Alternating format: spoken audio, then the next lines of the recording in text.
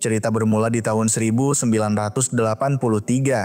Saat itu, Rusia tengah mengirimkan pesawat ke luar angkasa. Misi utamanya adalah memasang satelit di orbit bumi. Dua astronot yang terlibat dalam misi ini adalah Konstantin dan Kirill. Setelah tugas mereka selesai, pesawat pun bersiap untuk kembali ke bumi. Namun dalam perjalanan pulang terjadi sesuatu yang tak terduga. Pesawat seolah menabrak sesuatu yang tak terlihat.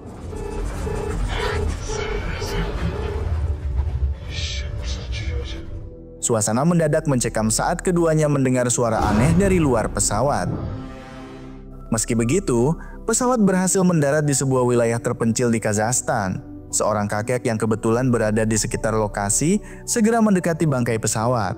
Di dalamnya, ia menemukan Kirill sudah tewas dengan luka parah di kepala. Sementara Konstantin masih hidup, tapi dalam kondisi mengerikan. Matanya hitam legam dan ia memuntahkan darah.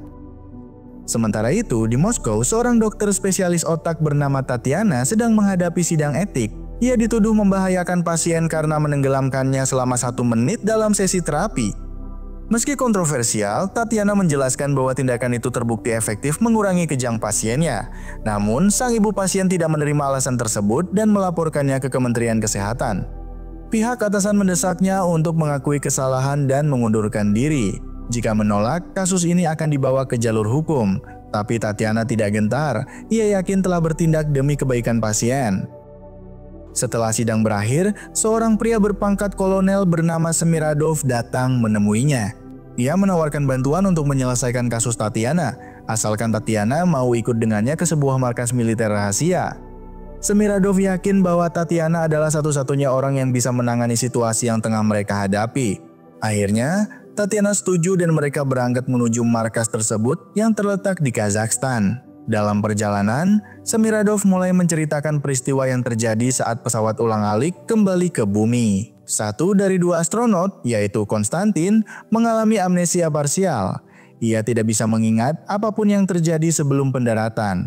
Semiradov ingin Tatiana membantu memulihkan ingatannya.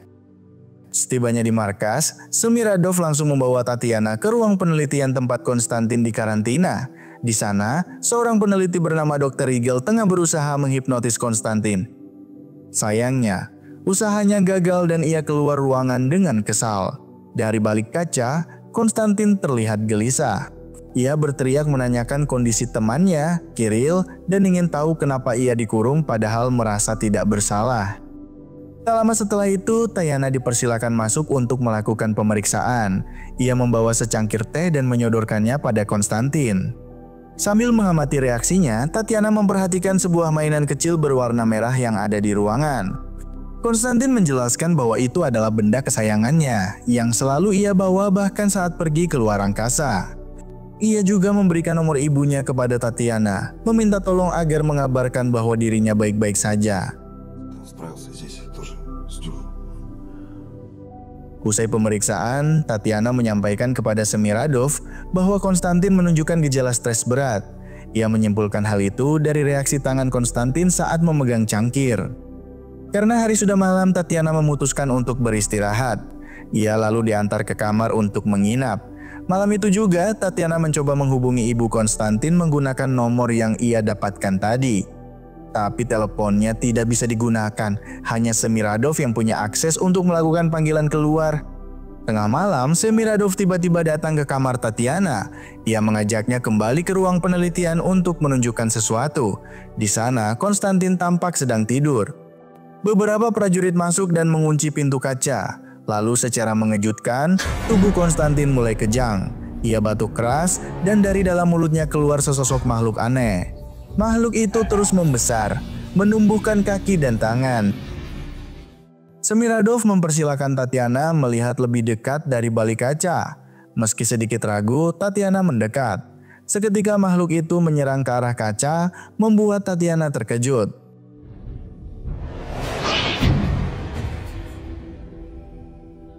Untungnya, kaca tebal masih melindunginya.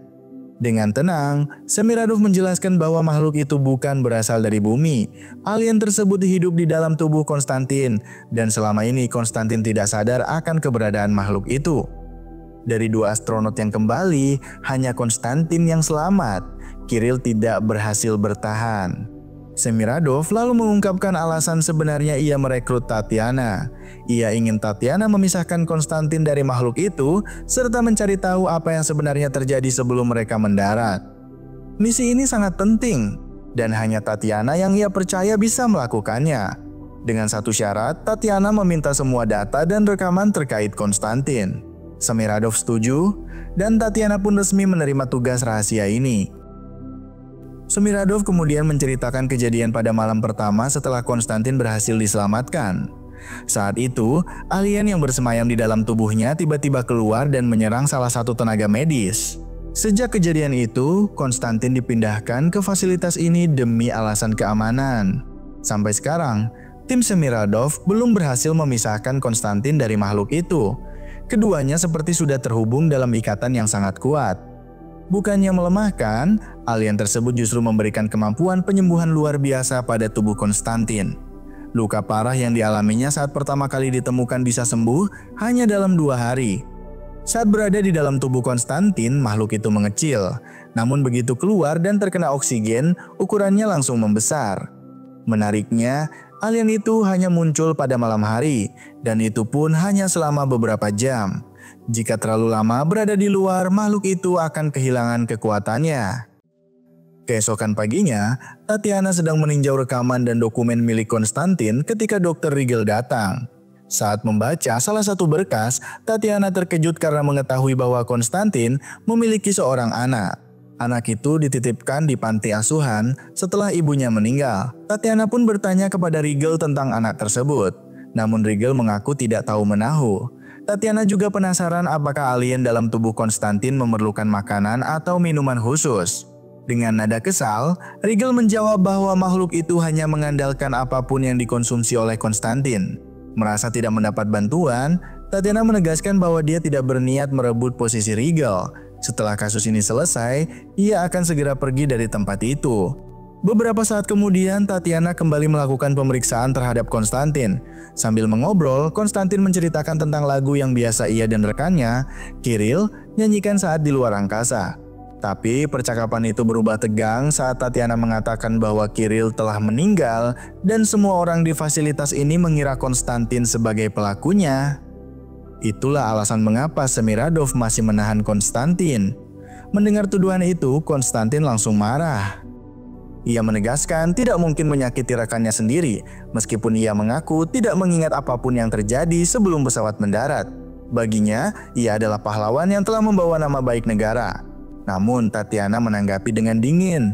Ia berkata bahwa Konstantin tidak pantas disebut pahlawan karena telah membiarkan anaknya hidup sendirian di panti asuhan. Kata-kata itu membuat Konstantin semakin emosi. Ia lalu mengusir Tatiana dari ruangan. Di tempat lain, tim Semiradov terlihat cemas karena Tatiana membuat Konstantin marah. Tapi ternyata, itu memang bagian dari rencana Tatiana. Ia sengaja memancing emosi Konstantin untuk melihat reaksi biologisnya. Ia lalu meminta tim untuk memeriksa kadar hormon dalam tubuh Konstantin dan menyarankan agar Konstantin dipindahkan ke lingkungan yang lebih normal. Keesokan harinya, permintaan Tatiana pun dipenuhi. Konstantin dipindahkan ke kamar biasa. Saat menyalakan televisi, ia melihat berita yang menyebutkan bahwa dirinya dan Kirill selamat dan sedang menjalani masa pemulihan. Konstantin geram karena berita itu adalah kebohongan. Tak lama kemudian, Tatiana datang menemuinya. Ia meminta maaf atas ucapannya kemarin. Ia sengaja memancing amarah Konstantin demi keperluan medis. Konstantin lalu menjelaskan bahwa selama ini ia tidak tahu kalau ia punya anak. Sebelum meninggal, ibu dari anak itu tidak pernah memberitahu apapun. Ia baru mengetahui semuanya seminggu sebelum menjalankan misi luar angkasa. Ia sebenarnya berniat merawat anak itu setelah misinya selesai, tapi kini ia malah terjebak di tempat ini. Malam pun tiba. Saat alien kembali keluar dari tubuh Konstantin, Tatiana mengamati makhluk itu dari dekat. Ia lalu berbaring di lantai dan makhluk itu perlahan mendekat seolah penasaran.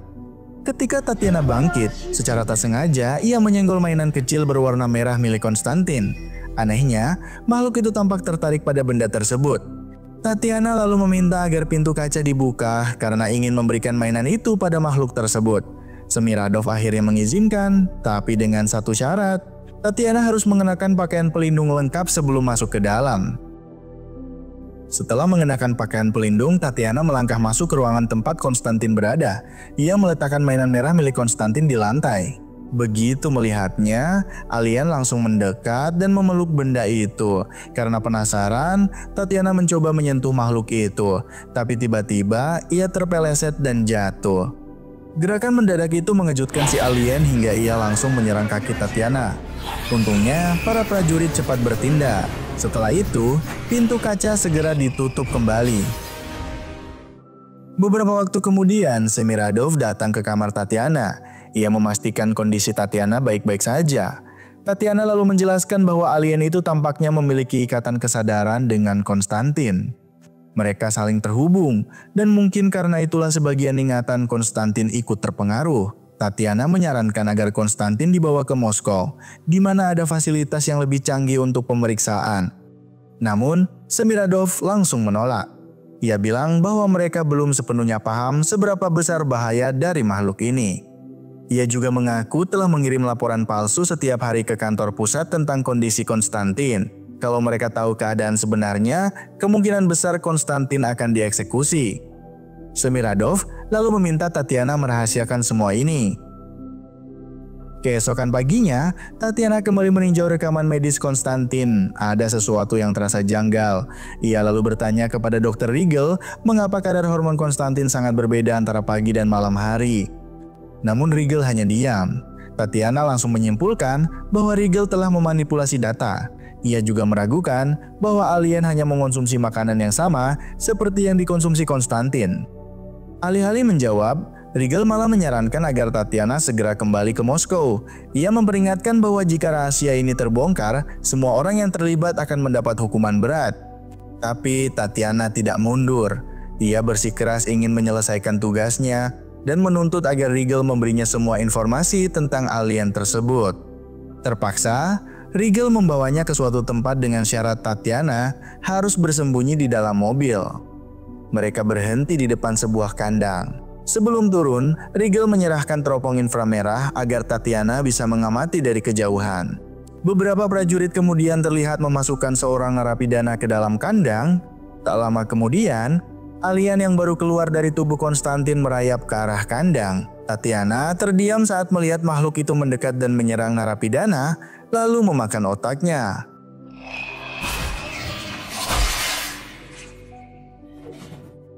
Dalam perjalanan pulang, Rigel akhirnya mengakui semuanya.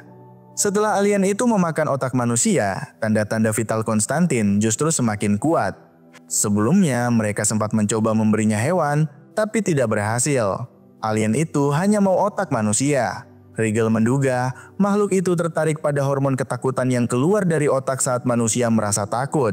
Karena itulah, korban yang dikorbankan harus benar-benar ketakutan.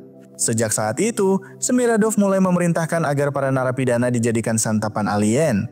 Rigel mengaku tak bisa berbuat banyak, ia hanya menjalankan perintah. Keesokan harinya, Tatiana mengajak Konstantin berolahraga pagi. Sambil berlari, ia membisikkan sesuatu. Ia mengatakan bahwa ada alien di dalam tubuh Konstantin dan ia bisa membantu memisahkannya. Tapi hanya jika Konstantin bersedia ikut kabur bersamanya ke Moskow. Mendengar itu, Konstantin berhenti dan berpaling. Ia tidak langsung menjawab, tapi meminta Tatiana menemuinya tengah malam nanti. Saat malam tiba, Konstantin diberi obat tidur, tapi ia hanya pura-pura meminumnya, lalu diam-diam pergi menemui Tatiana. Ia lalu mengajak Tatiana masuk ke kamar mayat tempat jenazah Kiril disimpan. Di sana, Konstantin mengakui sesuatu. Ia sebenarnya sudah lama tahu ada makhluk lain di dalam tubuhnya. Ia tidak pernah benar-benar lupa. Bahkan ia bisa merasakan dan melihat semua yang dilakukan alien itu. Konstantin sengaja menyembunyikan fakta ini dari Semiradov karena takut akan dibunuh. Ia lalu mengatakan bahwa 2 minggu lagi, tim dari pusat akan datang untuk meninjau langsung. Ia yakin pada hari itu, ia akan dibebaskan. Tapi Tatiana tidak ingin menunggu selama itu. Ia sadar bahwa 2 minggu berarti makin banyak nyawa yang akan dikorbankan. Ia tidak bisa diam melihat itu terus terjadi. Hari berikutnya, Semiradov akhirnya mengetahui bahwa Tatiana sempat menyaksikan aksi alien saat memakan otak manusia. Ia pun memanggil Tatiana ke ruangannya. Di sana, Semiradov mulai terbuka. Ia menjelaskan bahwa misi mereka sebenarnya adalah mencari cara agar bisa mengendalikan makhluk itu. Jika berhasil, alien tersebut bisa dijadikan senjata perang paling mematikan. Menurut Semiradov, alien itu bisa menjadi senjata yang membawa perdamaian. Ia bahkan merasa tidak bersalah karena korban-korban yang dikorbankan hanyalah para penjahat. Namun Tatiana tidak setuju. Ia bertanya apa yang akan terjadi jika pemerintah pusat mengetahui apa yang sebenarnya terjadi di fasilitas ini. Dengan tenang, Semiradov menjawab bahwa ia siap menanggung semua risikonya. Setelah itu, ia mengajak Tatiana pergi ke kandang eksperimen. Di sana, mereka bertemu Rigel yang sudah lebih dulu menunggu.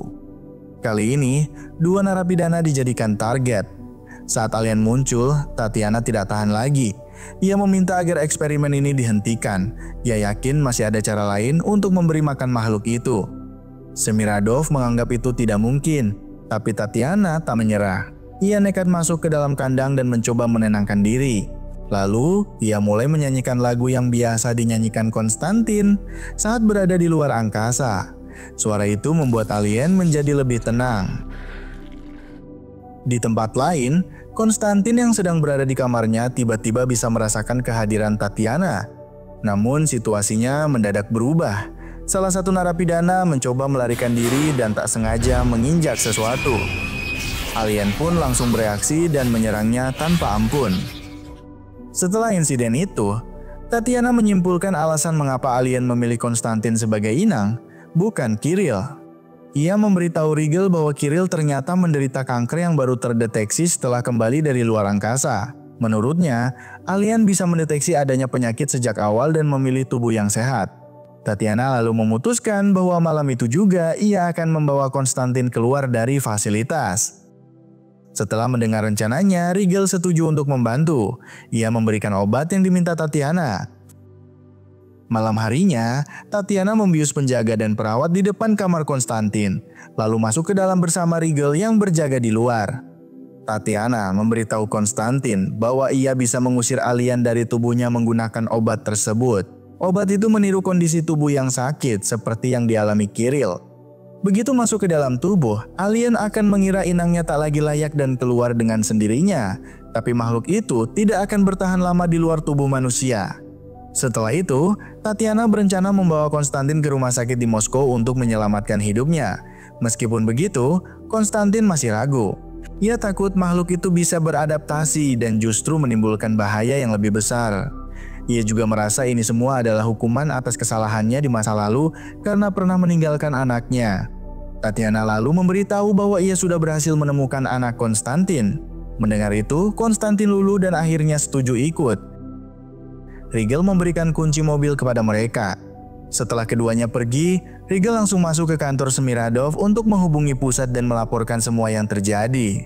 Tapi aksinya diketahui. Semiradov memergokinya sedang menelpon lalu langsung membunuh Rigel. Sementara di luar, Tatiana dan Konstantin dicegat oleh pasukan Semiradov. Dalam keadaan terdesak, Konstantin meminta obat yang tadi diberikan.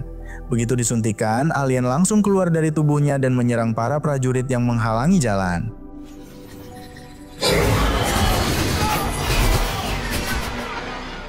Tatiana membawa Konstantin yang tak sadarkan diri masuk ke mobil dan melarikan diri. Sementara itu, Semiradov dan pasukannya berusaha menangkap alien yang kini berkeliaran di luar. Keesokan harinya, kondisi Konstantin terlihat semakin parah. Setiap luka yang dialami alien tampaknya juga memengaruhi tubuhnya. Saat itu, Tatiana mulai menyadari bahwa hubungan antara Konstantin dan makhluk itu bukan sekadar parasit, tapi sudah menjadi simbiosis yang saling bergantung. Ia menghentikan mobil. Ia sadar, tanpa alien itu Konstantin tidak akan bisa bertahan hidup. Tak lama kemudian, kendaraan milik Semiradov berhasil mengejar mereka. Semiradov turun dan mendekati Tatiana. Di belakang, anak buahnya membawa kotak yang berisi alien yang kini tampak lemas, sama seperti kondisi Konstantin.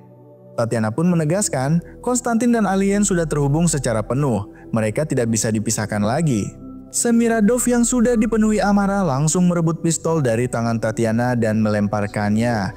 Ia lalu menghajar Tatiana tanpa ampun. Melihat hal itu, Konstantin yang lemah berusaha bangkit. Ia mencoba menolong Tatiana, dan ternyata reaksi itu juga memicu kebangkitan alien di dalam tubuhnya. Makhluk itu muncul dengan ganas. Alien kemudian mengalihkan serangan ke Semiradov dan menghabisinya di tempat. Saat semuanya berakhir dan keadaan mulai tenang, Tatiana tidak menghentikan alien itu. Ia membiarkan makhluk tersebut kembali masuk ke dalam tubuh Konstantin. Beberapa saat kemudian, dari kejauhan terlihat iring-iringan mobil pemerintah yang datang mendekat. Tatiana berbisik bahwa ia masih akan terus mencari cara untuk memisahkan Konstantin dari alien itu. Tapi Konstantin justru merasa sudah tidak ada jalan lain. Dengan tenang, ia mengambil pistol milik Tatiana. Bagi Konstantin, ini adalah satu-satunya pilihan. Dengan mengakhiri hidupnya, ia juga akan mengakhiri makhluk yang hidup di dalam dirinya. Beberapa hari berlalu, di sebuah panti asuhan, Tatiana datang menemui anak Konstantin. Ia berniat mengadopsinya, melanjutkan harapan yang sempat dipendam oleh ayahnya, dan film pun berakhir, guys. Film ini mengingatkan bahwa kemanusiaan tidak boleh dikorbankan demi ambisi, dan bahwa keberanian sejati adalah ketika seseorang rela berkorban demi kebaikan orang lain, meski harus menghadapi bahaya atau kehilangan dirinya sendiri. Kalau kamu suka dengan pembahasan seperti ini, jangan lupa klik like, subscribe, dan nyalakan lonceng notifikasi agar tidak ketinggalan alur film menarik lainnya. Terima kasih sudah menonton dan sampai jumpa di video berikutnya.